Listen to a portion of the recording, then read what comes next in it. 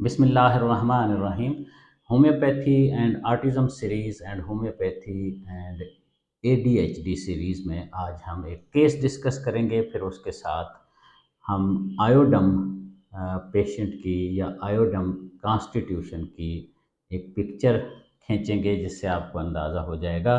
बेलमूम आयोडम patient बच्चे हों या बड़े हों, अडल्ट्स हों, आर्टिस्टिक हों या ना हों, ADHD हों या ना हों, उनकी ओवरऑल पर्सनैलिटी कैसी होती है, उनका कॉन्स्टिट्यूशन क्या होता है और उसके पीछे उसकी पर्सनैलिटी में क्या-क्या फैक्टर्स होते हैं जो आगे चल के उसकी उस पेशेंट की, बच्चा बच्ची हो, बड़ा हो, छोटा हो, उसकी ज़िंदगी में मसाइल क्रिएट कर सकते हैं। सबसे पहले मैं एक केस डिस्कस करता हूँ एक बच्चे का। एज तकरीबन उसकी 8 साल थी और ये स्वीडन में रिहाइश पजीर हैं। इंडियन ओरिजिन के फैमिली है। उसके साथ मेरा इंटरनेट के ज़रिए, व्हाट्सएप के ज़रिए डिस्कशन हुई। हमने केस डिस्कस किया। ये कोई जनवरी के एंड की बात है और वहाँ से लेकर अब तक 5-6 माह ट्रीटमेंट हुआ। मैंने जो कुछ उनके साथ समझा, डिस्कस किया, उसका ख़ुलासा आपकी खिदमत में पेश करता हूँ। फिर देखेंगे उस पेशेंट के कौन-कौन से ऐसे मामलात थे जिसकी वजह से मैंने उनको आयोडम पेशेंट अंडरस्टैंड किया और उसकी रोशनी में ट्रीटमेंट किया। और भी दरमियान में जहाँ-जहाँ जो-जो ज़रूरत हुई मेडिसिन चलती रही। कोई एक मेडिसिन हमेशा नहीं चलती, अप्स एंड डाउन्स आते हैं ट्रीटमेंट में। बाज़ औक़ात कोई एक्यूट इश्यू आता है, उसको ट्रीट करते हैं। बाज़ औक़ात कोई किसी भी वजह से कोई चोट लगी, सफ़र के दौरान गए, कोई मसाइल हुए, उस तरह के इश्यूज़ को भी हमने मुख्तलिफ़ मेडिसिन से डील किया। लेकिन मेजर मेडिसिन जो उनके मसाइल में वाज़ेह तौर पर तब्दीली लाई, वो आयोडम ही थी। हम आज आयोडम पेशेंट्स या आयोडम मेडिसिन या आयोडम कॉन्स्टिट्यूशन डिस्कस कर रहे हैं। पहले पेशेंट की कुछ तफसील मैं आपकी खिदमत में पेश करता हूँ। इस बच्चे को माइल्ड ऑटिज़म कहा गया और फैमिली ने कहा, हमने ख़ुद भी बहुत कोशिश की क्योंकि हमें चाहिए था काउंसिल से, जो वहाँ का निज़ाम है, वहाँ से इसको कुछ फंडिंग हो जाए ताकि हम सेंटर में भेज सकें। अदरवाइज़ इतना महंगा होता है सारा इलाज, प्रोसेस, प्रोसीजर। तो इस वजह से ऑटिज़म था भी और कुछ हमने कोशिश भी की कि ज़्यादा से ज़्यादा बच्चे के मामलात डिस्कस किए ताकि अगर कोई सहूलत मिल सकती है तो काउंसिल से मिल सके। ADHD कन्फर्म के इस सिलसिले में जो भी टेस्ट रिक्वायर्ड थे, रिपोर्ट थी, तो वो उनको मिली और कई दफ़ा चेक करने के बाद, मुख्तलिफ़ मराहिल में देखने के बाद ADHD उसको डिक्लेयर किया गया। और बाकी जो उनके मसाइल थे उसमें हाइपरथायरॉयडिज़म भी फैमिली में भी था और इस बच्चे में भी बहुत छोटी उम्र में डायग्नोज़ हुआ और उसकी वजह से और भी उनके इश्यूज़ हुए। एलर्जीज़ बहुत ज़्यादा थी, छींकें, नज़ला ज़ुकाम, इस तरह की कैफ़ियत भी थी, लेकिन उसको वो एंटी एंग्ज़ायटी से और एंटी एलर्जी से वो डिस्कस करते रहते थे, हल करते रहते थे। एलर्जीज़ भी थीं और एलर्जीज़ को वक़्तन-फ़वक़्तन वो मुख्तलिफ़ दवाएँ दे के अब समझते थे कि वो मसला अब बेटे को नहीं है।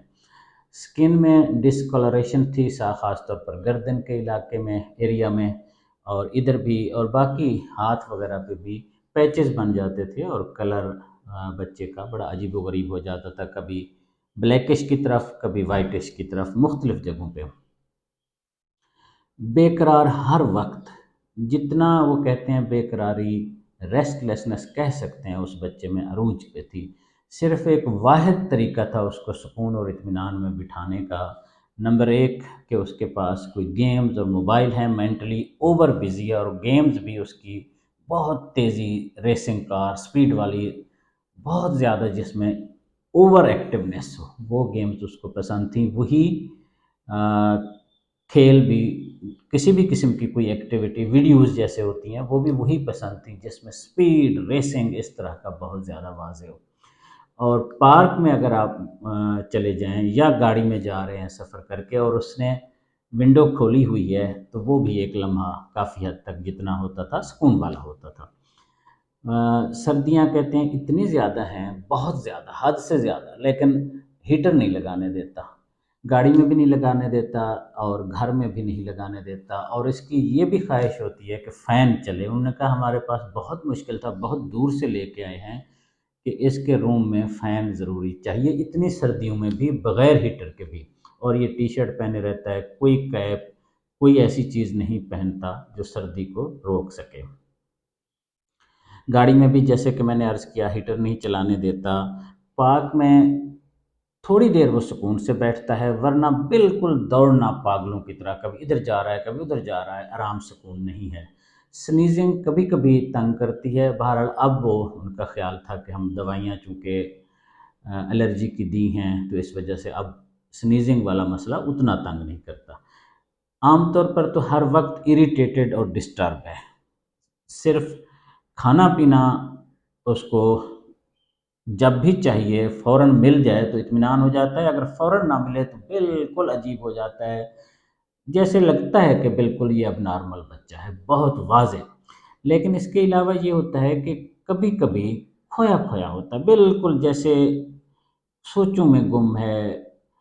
پہلے تو نہیں سمجھ آتی تھی، پھر ہم نے پوچھا، وہ کہتا ہے کچھ یاد نہیں آ رہا مجھے، کچھ میں یاد کر رہا ہوں، مجھے کچھ بھول رہا ہے، میں نے آپ کو بتانا تھا۔ یعنی اس کو فیلنگ یہ تھی کہ کچھ بھول گیا ہوں، کچھ یاد کرنا ہے، کچھ بتانا ہے، یہ فیلنگ ان کو بہت واضح تنگ کرتی تھی۔ اگین گلا خراب ہونے کی ٹینڈنسی بہت تھی، لیکن کافی میڈیکیشنز کے بعد وہ اب نہیں بچے کو تنگ کر رہی تھی۔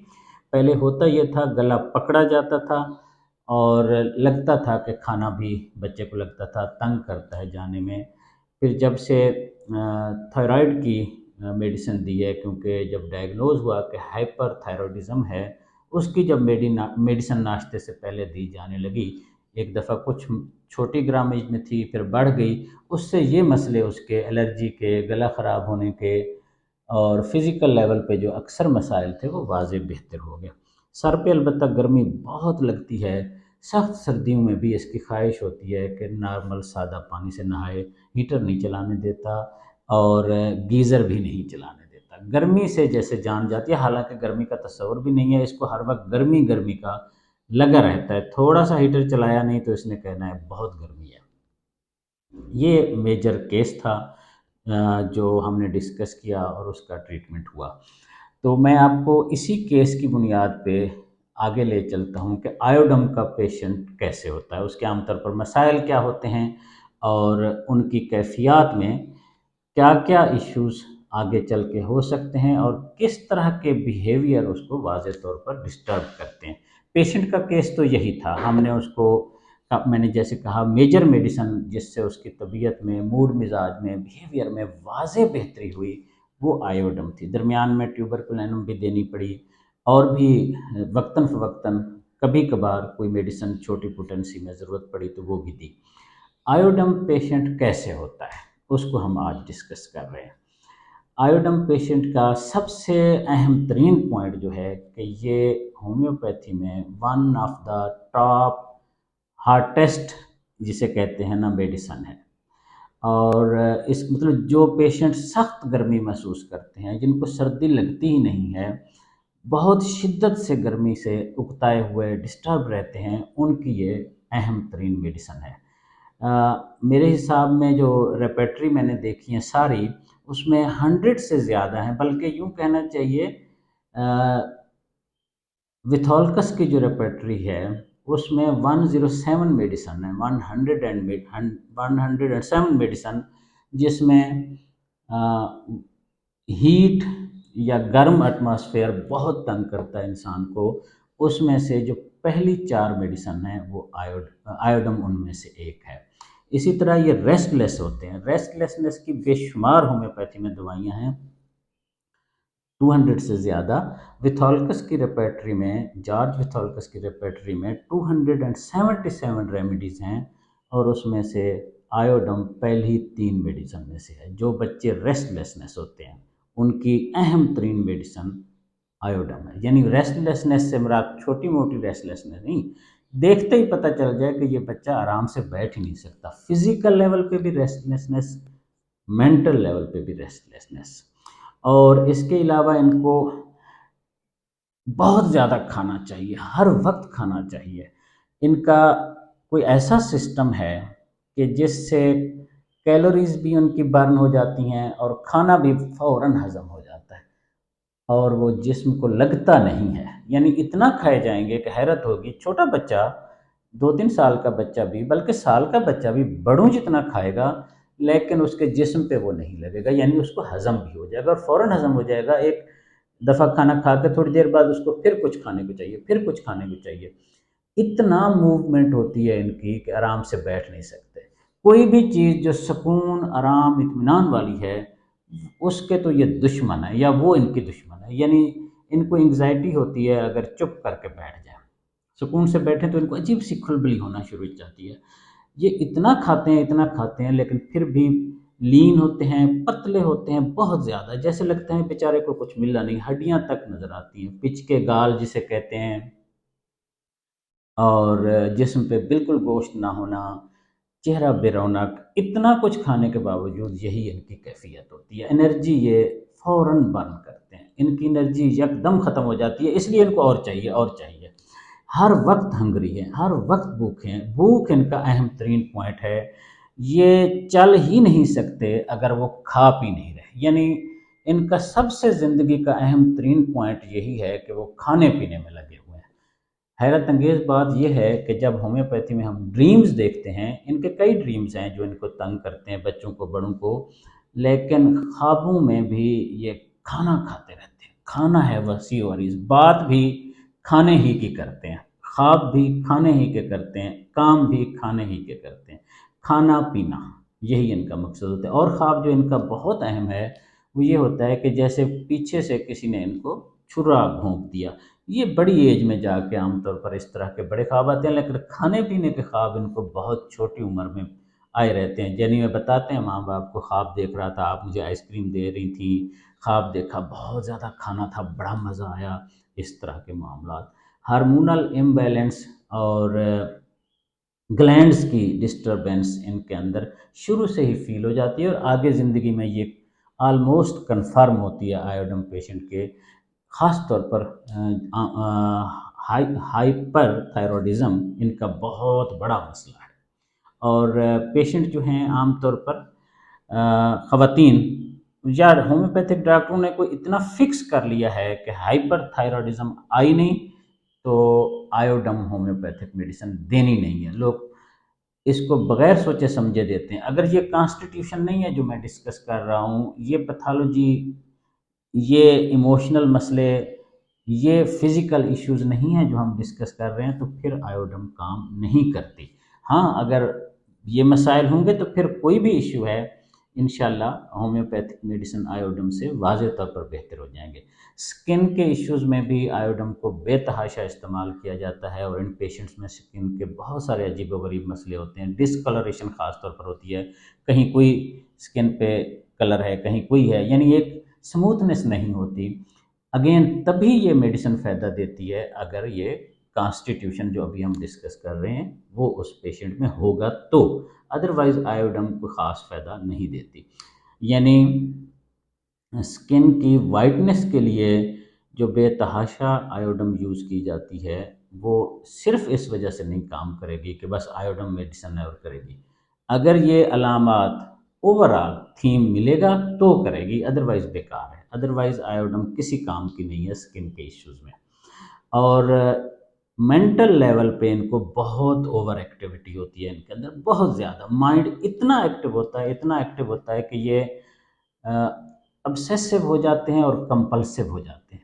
खड़े-खड़े दौड़ पड़ेंगे, कुछ ना कुछ फेंक देंगे, यानी इतना ज़्यादा माइंड में ओवर एक्टिविटी होती है, हाइपर एक्टिविटी होती है, शायद ही किसी और पेशेंट में होती है जो आयोडम के पेशेंट में होती है। इनकी बॉडी में बर्निंग का, जिसे आप कह लें लिटरली भी, और हम कह लें कि ख़ास तौर पर प्रैक्टिकली भी आप देखें तो ऐसे लगता है जैसे बस जिस्म इनका हर वक्त जलन में है। और अगर हम इस्तारे की ज़बान में बात करें तब भी जलने का मिजाज है, हर वक्त उड़ना, जलना, डिस्टर्ब होना, फिज़िकली भी हर जिस्म का हर हिस्सा जल रहा है, उनकी फीलिंग होती है बस बहुत गर्मी है, बहुत गर्मी है। इसी तरह जो कुछ खाया पिया उसी वक्त ही जल गया, ये वाली कैफियत इस तरह होती है। और ये जो खाएँगे اس کے بعد تھوڑی دیر بعد پھر کچھ نیا کھائیں گے، اتنا کھائیں گے کہ حیرت ہوتی ہے جاتا کہاں ہے کھایا پیا، کھانا پینا یہی سب کچھ ہوتا ہے۔ اور فزیکل لیول پہ اگر ہم دیکھیں ان بچوں کو، خاص طور پر ہم نے ایموشنل پکچر ایک بنائی ہے، اب ہم تھوڑا سا آگے چل کے دیکھتے ہیں کہ ایک تو یہ فزیکل لیول پہ بیٹھ نہیں سکتے، ہوتا ایموشنل مسئلہ ہے۔ اگر ہم اس کو ایموشنل ملا دیں کہ مائنڈ میں کچھ اتنی زیادہ اوور ایکٹیویٹی ہوتی ہے، ریسٹلیسنس ہوتی ہے کہ یہ بیٹھ ہی نہیں سکتے۔ وہی ایک طریقہ ہے بٹھانے کا ان کو، کہ ان کو کھلایا پلایا جائے یا ان کے دماغ کو کھلایا پلایا جائے، کوئی ایسی گیم لگا دیں، کوئی ایسا موبائل پہ یا کسی گیم میں جس میں یہ اتنے بزی ہو جائیں جس کی کوئی حساب نہیں ہے۔ اور ہرڈ بہت ہوتے ہیں، اتنے تیز ہوتے ہیں جس کا کوئی حساب نہیں، اتنے تیز ہر کام میں، ذہنی طور پر بھی جسمانی طور پر بھی، جو بھی کام کریں گے اسپیڈ اسپیڈ ٹھا پھا کر کر کریں گے۔ اور ان کو بھولنے کا عادت اور مزاج بھی کافی ہوتی ہے، یعنی چیز لے آئیں گے، جلدی ہے نا، ہر کام میں جلدی پڑی ہے، چیز لینے جائیں گے بقایا چھوڑ کے آ جائیں گے، آدھی چیز لے کے آ جائیں گے۔ لٹریچر میں ہے goes off and leaves purchases, کہیں یہ بھی لکھا ہوتا ہے کہ بقایا اپنا چھوڑ کے آ جاتا ہے، چینج چھوڑ کے آ جاتا ہے، مطلب یہ کہ اس کو نکلنے کی جلدی ہوتی ہے۔ او سی ڈیز اور کمپلسو جو ان کی نیچر ہے، مزاج ہے، وہ بہت زیادہ ہے، ریچولسٹک ہوتے ہیں، ایک سسٹم ترتیب میں ان کا بیہیویئر ہوتا ہے، جس طرح کی ان کو چیزیں پسند ہیں اس حساب سے۔ سڈن امپلس جو میں نے آپ کو عرض کیا کہ یکدم دوڑ پڑیں گے، یہ اے ڈی ایچ ڈی بچے، اور خاص طور پر جب وہ آٹزم کی طرف جاتے ہیں تو کھڑے کھڑے ایسے دوڑیں گے جس کا کوئی حساب نہیں، اچانک کوئی پتہ ہی نہیں چلے گا، بس دوڑیں گے۔ اور اس کو اچانک وائلنس کا مزاج ہوتا ہے، کچھ ٹھا پھا کرنے کا دل کرتا ہے، کوئی بڑی ایکٹیویٹی رولا مچ جائے۔ فزیکل ایگزرشن جو ہے ان کو بہت کم ہوتی ہے، لیکن جب ہوتی ہے تو وہ پھر کام کاج کرنے سے، فردر کام کرنے سے ایزی ہو جاتے ہیں، یعنی کسی کام میں لگ جائیں گے تو تھکاوٹ بھی دور ہو جائے گی۔ انگزائٹی کا مین ان کا جو مسئلہ ہے، جو میں پہلے بھی عرض کر رہا تھا، انگزائٹی ان کو بہت ہوتی ہے، لیکن بالعموم اس وقت ہوتی ہے جب یہ ہنگری ہوتے ہیں، جب ان کا معدہ خالی ہوتا ہے، جب کھایا پیا نہیں ہوتا، تب ان کو بہت واضح انگزائٹی ہوتی ہے، تھر تھلی مچی ہوتی ہے، حیرت ہوتی ہے یہ کیوں اس طرح بے قرار ہیں۔ ان کو لٹریچر میں فیئر آف پیپل کہا گیا ہے، میں اس کو یہ سمجھتا ہوں کہ یہ فیئر آف پیپل نہیں ہے، لوگوں کے ساتھ بیٹھنے کا ان کو مسئلہ ہے۔ یہ تو اپنی دنیا چاہتے ہیں، دوڑ بھاگ چاہتے ہیں، ہلنا چلنا چاہتے ہیں، جہاں جائیں گے ماں باپ فیملی ممبر کہیں گے یا خود بڑے ہیں تو مجبوراً بیٹھنا پڑے گا۔ ان کو بیٹھنے سے کمپنی میں، سکون میں اڈاپٹیبلٹی کا مسئلہ ہوتا ہے، اس لیے فیئر آف پیپل ہوتا ہے، لوگوں سے نہیں ملنا، رشتہ داروں سے نہیں بات کرنی، کسی ایسے فنکشن پروگرام میں نہیں جانا جہاں پابند ہونا پڑے، بیٹھنا پڑے۔ ڈرتے نہیں ہیں، فیئر آف پیپل بہت کم پیشنٹ دیکھے ہیں آئیڈم جو ڈرتے ہیں، وہ بچتے ہیں، ان کو مصیبت لگتا ہے، کمپنی اورژن ہے، کمپنی سے ملنے سے، بیٹھنے سے، باتیں کرنے سے، یہ ان کو بہت مشکل ہوتی ہے۔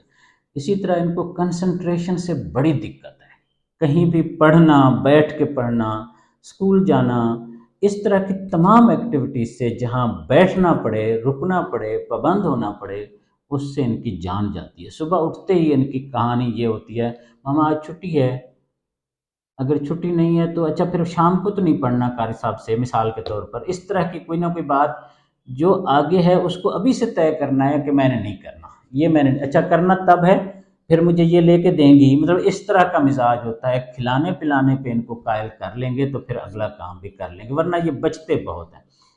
گاڑی پہ جانا، سفر کرنا ان کو ایک لحاظ سے اچھا لگتا ہے، لیکن میں کہوں گا اس سے بھی زیادہ موٹر بائک پہ ان کو جانا اچھا لگتا ہے، جہاں کھلی ہوا ہو، تھپیڑے پڑیں ہوا کے۔ ٹیوبرکلینم کے پیشنٹ کی بھی بہت ساری علامات اس سے ملتی جلتی ہیں، لیکن ٹیوبرکلینم پیشنٹ کے اور بہت سارے فیکٹرز ہوتے ہیں، اگرچہ کافی سارا میچ ہے ان کا۔ اگر ہومیوپیتھک ڈاکٹر ہیں آپ، جو آپ پریکٹس کرتے ہیں، تو آپ کو لگے گا کافی حد تک مماثلت ہے، لیکن جتنی ہیٹ اور گرمی اس میں ہے وہ ٹیوبرکلینم کے پیشنٹ میں اتنی نہیں ہوتی، اگرچہ گلے کی خرابی، ٹانسلز اس میں بھی ہیں اور اس میں بھی ہیں، کئی چیزیں کامن ہوتی ہیں، اور ان بچوں کو بالعموم میازمیٹک میڈیسن یا اس طرح کی میڈیسن دینے کی ضرورت پڑتی ہے واضح جمپ کے لیے۔ صرف آیوڈم سے بعض اوقات کیس پوری طرح نہیں کھلتا، کیونکہ ماں باپ نے اور بہت ساری دوائیاں دی ہوتی ہیں اور بہت سارے ایشوز کو سپریس کیا ہوتا ہے، تو اس طرح کی بڑی میڈیسن کی درمیان میں کسی حالات کے مطابق ضرورت پڑ سکتی ہے۔ لیکن آیوڈم اپنا ایک بہت بڑا کانسٹیٹیوشن ہے، اپنا مزاج ہے، اس کے اپنے مسائل ہیں۔ ہم نے کچھ معاملات ان کے اوورال پرسنالٹی کے دیکھ لیے، مزید ہم دیکھتے ہیں اور واضح فزیکل لیول پہ ان کے کون کون سے ایشوز ہوتے ہیں۔ ان کو آگے چل کے خاص طور پر بچیوں کو بہت زیادہ ہوتے ہیں، جسے عام زبان میں گلڑ کہتے ہیں، جو بڑھ جاتا ہے یہ والا ایشو۔ آیوڈین ہم سنتے ہی رہتے ہیں، اس کی بھی دوا ہے، یہ بہت ہے۔ گلینڈز ہارڈ ہو جاتے ہیں، ہارمونل مسئلے بہت امبیلنس کی طرف چلے جاتے ہیں، اور بالعموم ان پیشنٹس کو آگے کی زندگی میں جا کے اگر صحیح علاج نہ کیا جائے، آٹو امیون ڈس آرڈر میں بھی یہ بچے پائے جاتے ہیں، کیونکہ سارا کا سارا نظام اس سوسائٹی اور اس سسٹم سے نہیں میچ کھاتا۔ آنکھوں کے مسائل بھی ہوتے ہیں، مگر اتنے زیادہ نہیں ہوتے جتنا زیادہ باقی ایشوز میں ہم کہہ سکتے ہیں۔ سب سے اہم پوائنٹ ان کا یہ ہے کہ یہ بے پناہ کھاتے ہیں اور جسم کو نہیں لگتا، اتنے پتلے اور اتنے سمارٹ ہوتے ہیں کہ ان کو پھر اس طرح کے وہم بھی آگے چل کے لگ جاتے ہیں۔ ماں باپ کو بھی ہوتے ہیں، ان کو بھی، کہ چہرہ بہت بیمار کی طرح ہے، پچکا ہوا ہے، جسم کمزور ہے، بظاہر انرجی بہت ہوتی ہے لیکن جسم دکھنے میں بہت کمزور ہے، اور جسم پراپر نہیں بنتا۔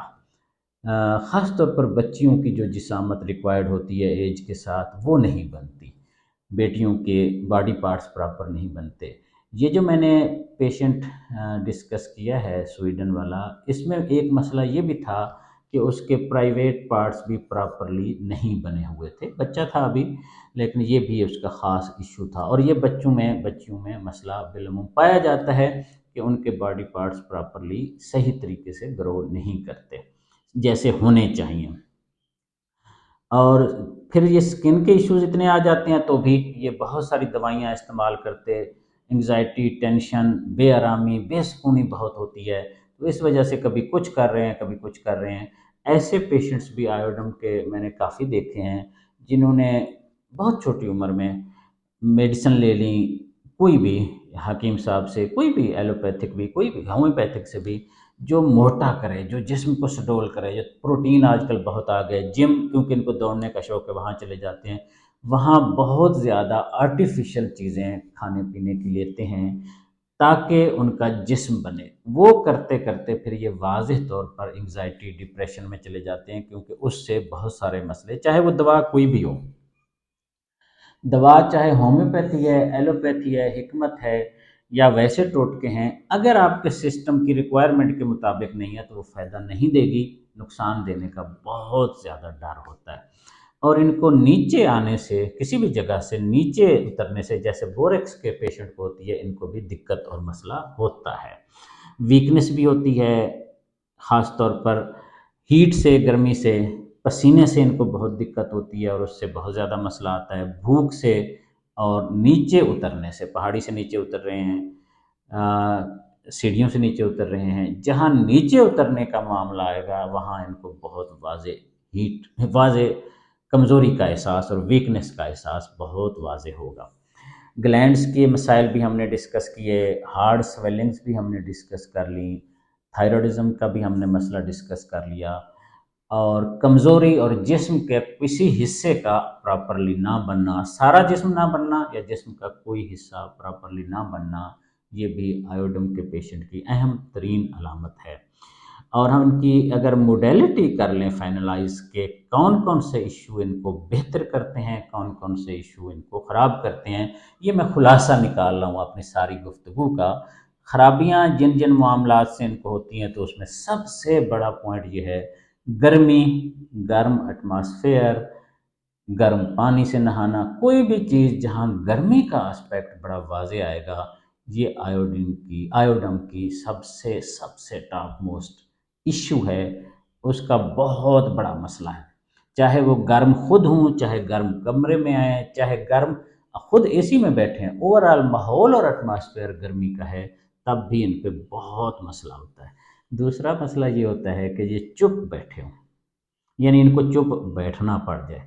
اب یہاں سے یہ سمجھ آئے گی کہ یہ اسکول میں کیوں نہیں بیٹھتے، کیوں ڈسٹرب ہوتے ہیں، کیوں ڈسٹرب کرتے ہیں، اس کی اہم ترین وجہ یہ ہوتا ہے کہ اسکول میں تو ان کو چپ بیٹھنا ہے نا، ٹیچر نے لیکچر دینا ہے، سمجھانا ہے، گائیڈ کرنا ہے، فزیکلی بھی جسم بھی چپ بیٹھنا ہے، آرام سے بیٹھنا ہے۔ یہ بہت بڑا نقطہ ہے جو ان بچوں کو اے ڈی ایچ ڈی اور آٹزم کی طرف لے جاتا ہے۔ ٹیچر کہتے ہیں یہ بیٹھ ہی نہیں سکتے، کسی طرح بٹھاؤ تو ان کے چہرے پہ عجیب و غریب حالت ہوتی ہے، یہ جیسے بہت زیادہ کوئی مصیبت میں آیا ہوا ہے یا آئی ہوئی ہے۔